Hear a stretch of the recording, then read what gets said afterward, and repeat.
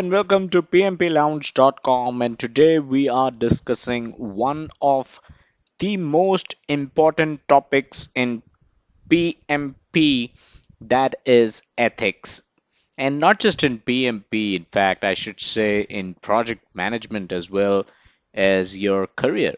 And ethics is extremely important, but it is also an important topic in with respect to the exam. So let's take a look at a question. Okay.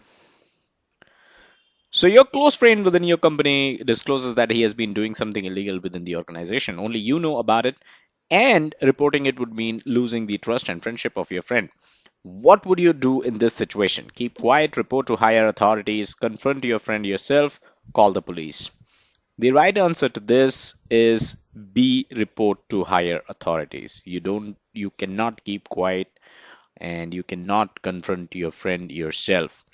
The reason is quite simple. It's ethical to report to higher authorities because there is something illegal that is going on.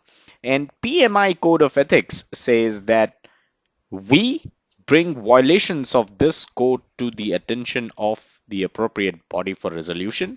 We only file ethics complaints when they are substantiated by facts. So, since you had the facts that your friend has been doing illegal activities within your company, that is why you filed that complaint. Now, let's take a look at PMI's website where it talks about ethics. So this is pmi.org. If you scroll down, if you go over ethics in project management, when you click on that, you will end up here, ethics in project management. And like I said, this is PMI website, all copyrights acknowledged, no copyrights infringement intended. So there are decisions and dilemmas, and project management is driven by decisions, often dozens or more per day. And some decisions are small and barely noticed, while others are prominent. Some require deep thought because they involve people, resources, and other environment. And sometimes these factors are in conflict, creating a dilemma and perhaps significant risks. Now, this is where ethics actually come in, right? Ethics is the discipline of how to do it best.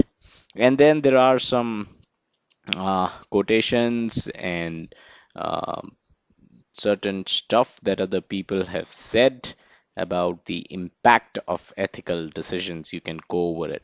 Actually, what I wanted to share in this video is specifically these three links. So that is all about ethics that you need to know as far as exam is concerned. By the way, the question that we just discussed in the start of this video is uh, a likely question in your PMP exam.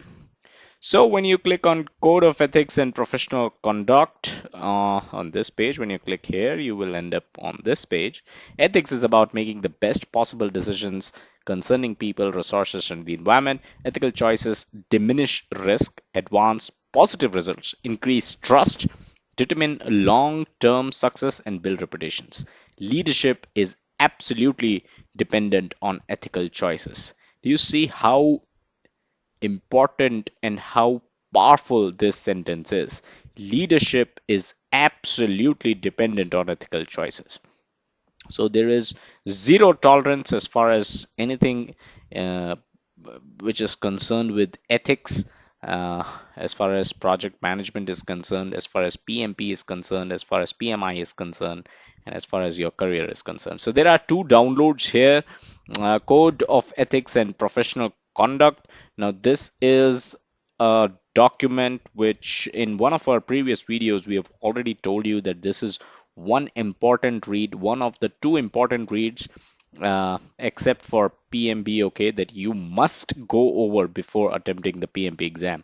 So we are not going over this in this video, this PDF in this video, but I will link to this document in the description, and I will also link to one of our previous article and video wherein we talked about two important reads before attempting PMP, except the PMBOK guide. So that was the first one. The second is basically a framework on how can you make those ethical decisions.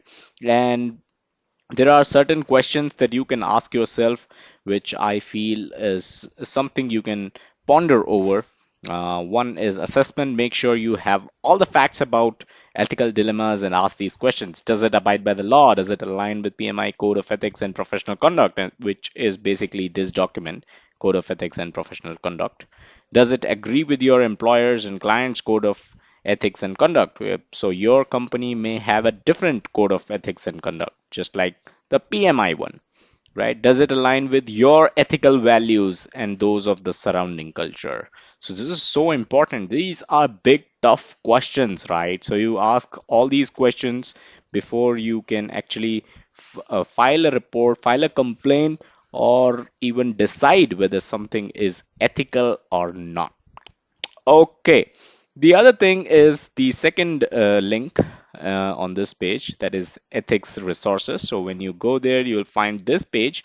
Um, so it's basically talking about certain resources. There are certain webinars. Yep, there you go. So I've gone over a few webinars. You can go over them. You can read some of the articles. So these are some of the resources that you can go over about ethics if you have any question. And I would say if you go over a few webinars and a few articles, you will be in a very good position to answer the ethics related questions in the PMP exam.